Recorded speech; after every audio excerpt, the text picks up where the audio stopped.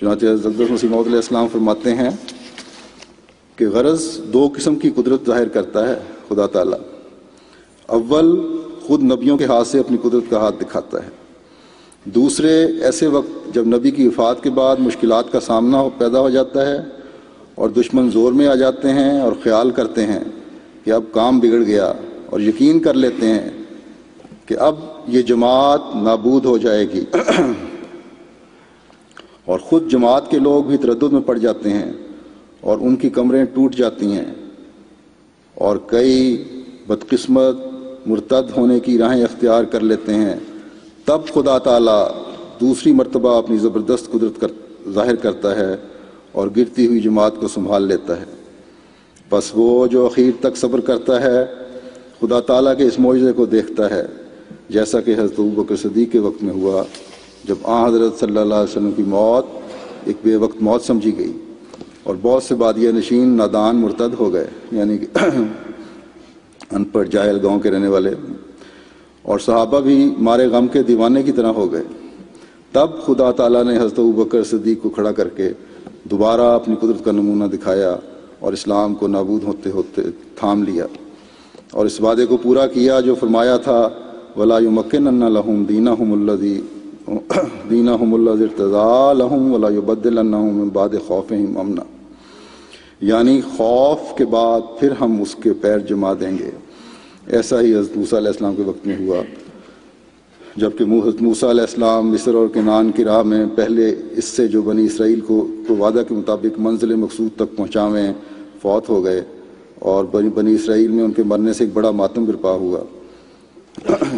پھر آپ فرماتے ہیں کہ سو اے عزیزو، قدیم سے سنت اللہ یہی ہے کہ خدا تعالیٰ دو قدرتیں دکھلاتا ہے تا مخالفوں کی دو جھوٹی خوشیوں کو پامال کر کے دکھلاوے. سو اب ممکن نہیں کہ خدا تعالیٰ اپنی قدیم سنت کو ترک کر دے، اس لیے تم میری اس بات سے جو میں نے تمہارے پاس بیان کی غمگین مت ہو اور تمہارے دل پریشان نہ ہو جائیں، کیونکہ تمہارے لیے اس دوسری قدرت کا بھی دیکھنا ضروری ہے. اس کا آنا تمہارے لیے بہتر ہے کیونکہ وہ دائمی ہے، جس کا سلسلہ قیامت تک منقطع نہیں ہوگا، اور وہ دوسری قدرت نہیں آ سکتی جب تک میں نہ جاؤں. فرماتے ہیں لیکن میں جاؤں گا تو پھر خدا اس دوسری قدرت کو تمہارے لیے بھیج دے گا جو ہمیشہ تمہارے ساتھ رہے گی، جیسا کہ خدا کا ابراہیم احمدیہ میں وعدہ ہے. اور وعدہ میری ذات کی نسبت نہیں ہے بلکہ تمہاری نسبت وعدہ ہے، جیسا کہ خدا فرماتا ہے کہ میں اس جماعت کو جو تیرے پیرو ہیں قیامت تک دوسروں پر غلبہ دوں گا. سو ضرور ہے کہ تم پر میری جدائی کا دن آوے، تب بعد اس کے وہ دن آوے جو دائمی وعدہ کا دن ہے. وہ ہمارا خدا وعدوں کا سچا اور وفادار اور صادق خدا ہے. وہ سب کچھ تمہیں دکھلائے گا جس کا اس نے وعدہ فرمایا ہے، اگرچہ یہ دن دنیا کے آخری دن ہیں اور بہت بلائیں ہیں جن کے نزول کا وقت ہے، پر ضرور ہے کہ یہ دنیا قائم رہے جب تک وہ تمام باتیں پوری نہ ہو جائیں جن کی خدا نے خبر دی. میں خدا کی طرف سے قدرت کے رنگ میں ظاہر ہوا اور میں خدا کی ایک مجسم قدرت ہوں، اور میرے بعد بعض اور وجود ہوں گے جو دوسری قدرت کا مظہر ہوں گے. سو تم خدا کی قدرت ثانی کے انتظار میں اکٹھے ہو کر دعا کرتے رہو، اور چاہیے کہ ہر ایک صالحین کی جماعت ہر ایک ملک میں اکٹھے ہو کر دعا میں لگے رہیں تا دوسری قدرت آسمان سے نازل ہو اور تمہیں دکھاوے کہ تمہارا خدا ایسا قادر خدا ہے. اپنی موت کو قریب سمجھو، تم نہیں جانتے کہ کس وقت وہ گھڑی آ جائے گی.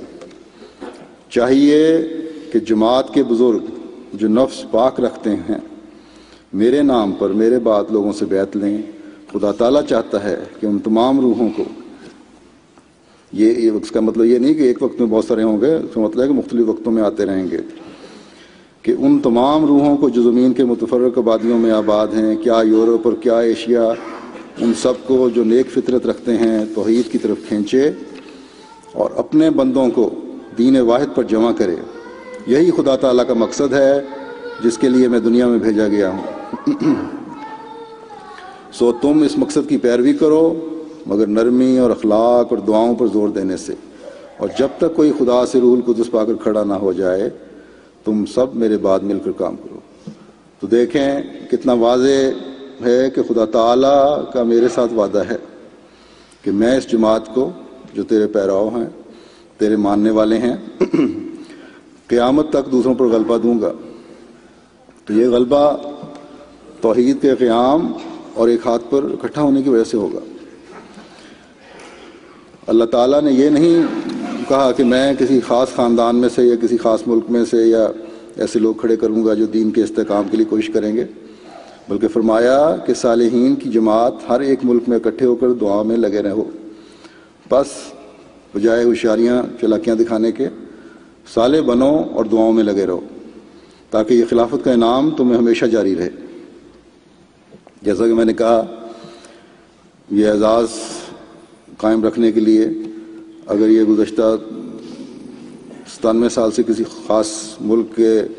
لوگوں کے حصے میں آ رہا ہے یا حضرت مسیح علیہ السلام کے خاندان کے حصے میں آ رہا ہے، تو اس کو قائم رکھنے کے لیے دعاؤں اور نیک اعمال کی ضرورت ہے، ورنہ کوئی قوم بھی جو اخلاص اور وفا اور تقوی میں بڑھنے والی ہوگی اس علم کو بلند کرنے والی ہوگی، کیونکہ یہ تو حضرت مسیح علیہ السلام سے خدا تعالیٰ کا وعدہ ہے کہ یہ قدرت دائمی ہے، اس میں تو کوئی شک نہیں، لیکن دائمی قدرت کے ساتھ شرائط ہیں، اعمال صالحہ۔